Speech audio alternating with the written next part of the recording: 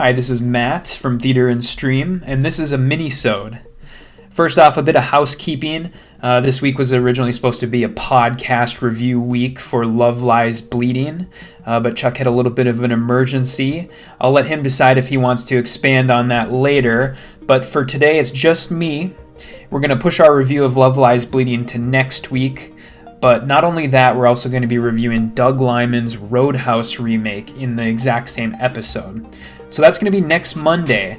But today, we're talking about this so-called premium theatrical formats thing. This minisode was actually inspired by the sheer number of options that I found for seeing Dune Part 2 in its first week of release. There was IMAX, IMAX with laser, Prime, Dolby Cinema, 70mm, digital.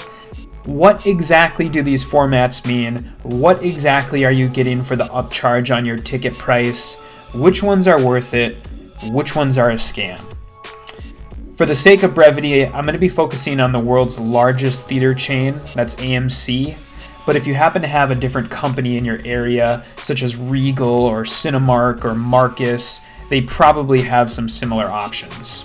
So first up, and probably the most common offering out there, IMAX. In 2007, the Canadian film technology company made a deal with AMC. Previously, in order to watch an IMAX film, you needed to go to a special theater with a unique IMAX projector and a palette for the giant reels of film. If you have seen an IMAX movie in North America prior to 2007, it was probably at some sort of like science center or museum or something, and the movie was probably more than likely a nature documentary. And that same year that AMC and IMAX struck their deal, IMAX introduced 2K digital projectors. The intention was to basically use these projectors to retrofit the biggest screens across all of AMC's locations. Unfortunately, and rightfully, many people saw this as a sort of compromise in quality on the company's part. These new projectors have both lower image quality and surface area than the previous IMAX experience, which was previously just 70mm film stock. And this kind of led to the popular nickname, you've probably heard it online before, LIMAX, when people are referring to AMC's version of the large format theaters. The actual truth is there are only about 30 IMAX screens left in the entire world, true IMAX screens. Basically for all intents and purposes, this deal between AMC and IMAX is purely a licensing one.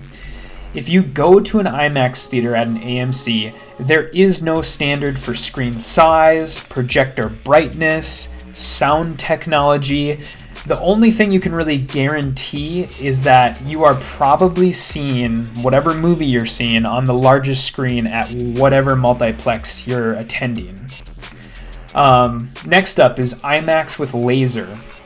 All IMAX presentations use two projectors, either side by side or stacked on top of each other, and this sort of improves the visual fidelity by sort of having redundant projectors that sort of lay on top of each other.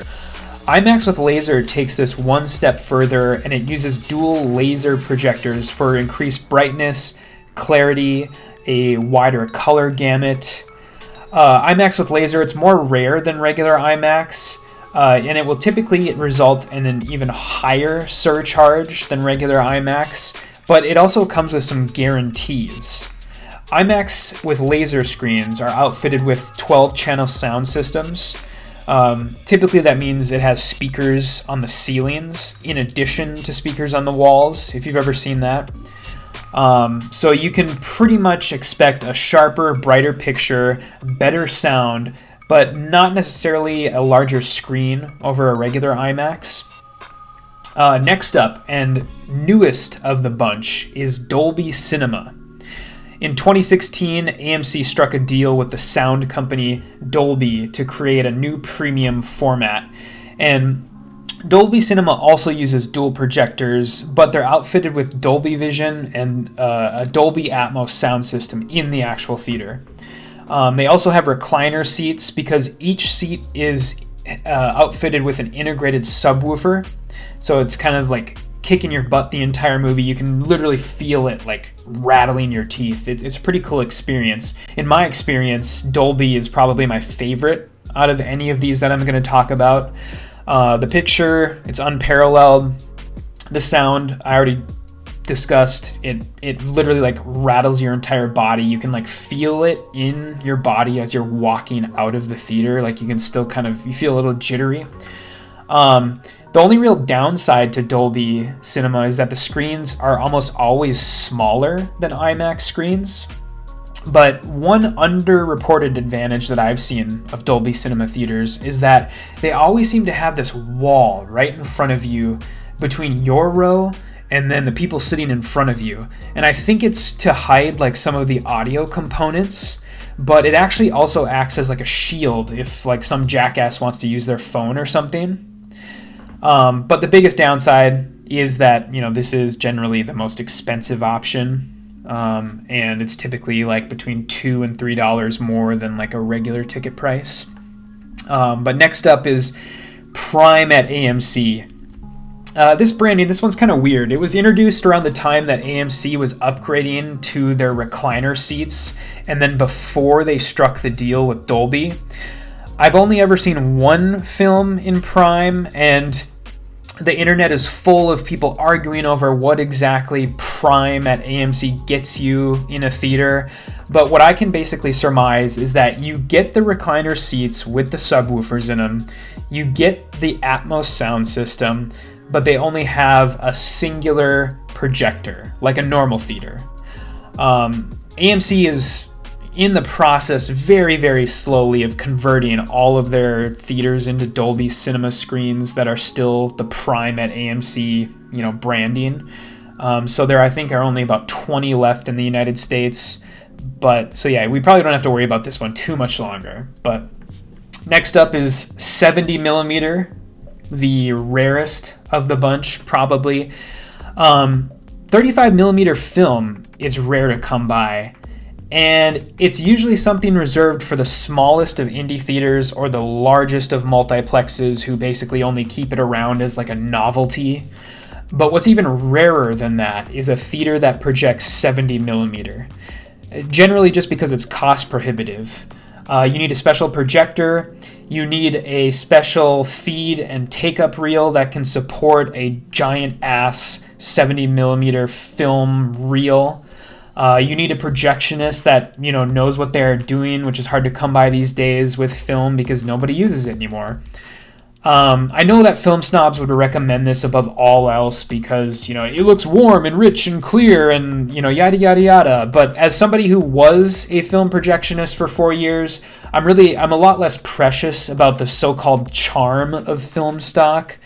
There's just so much that can go wrong with a print of a movie, like projector mess-ups and scratches on the print.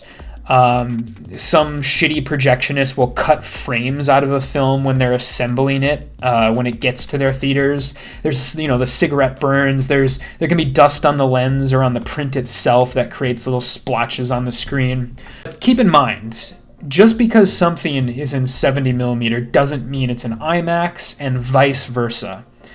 If you see a non-IMAX 70 millimeter film, you are not going to get that like full frame spectacle that you would, see in like a Christopher Nolan or like a Chris McQuarrie Mission Impossible film.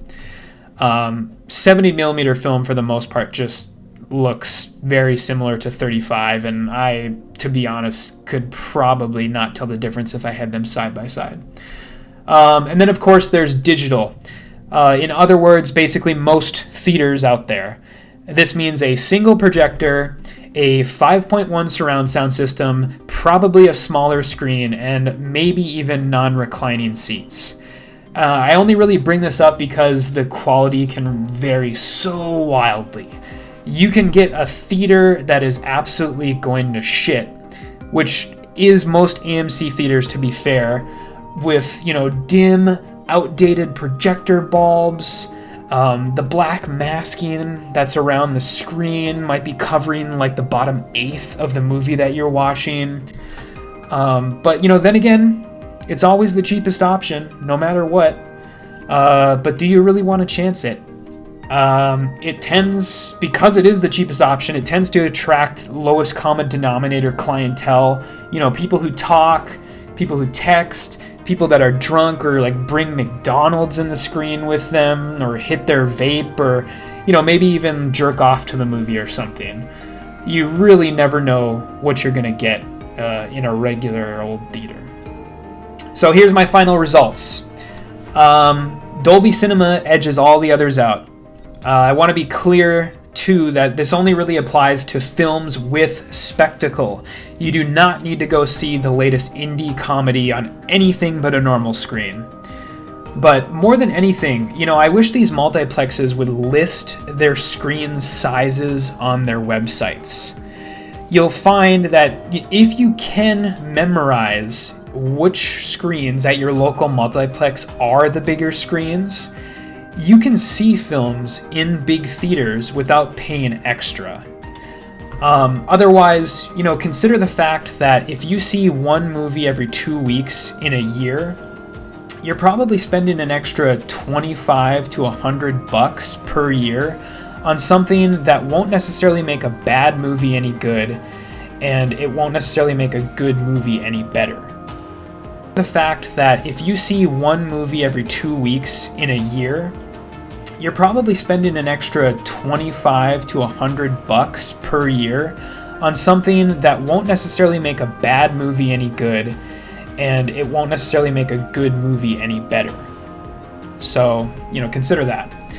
But that's pretty much it for me. And don't even get me started on D-Box or X Screen. Get that shit out of here. Put it in a theme park where it belongs. Or better yet, just take it out back and shoot it in the head. But yeah, that's it for me this week. Hope this mini-sode has been informative, or at least less vague than AMC's own website when it comes to describing their format offerings. Once again, both Chuck and I are going to be back next Monday with a podcast episode reviewing both Love Lies Bleeding and Roadhouse. Thank you.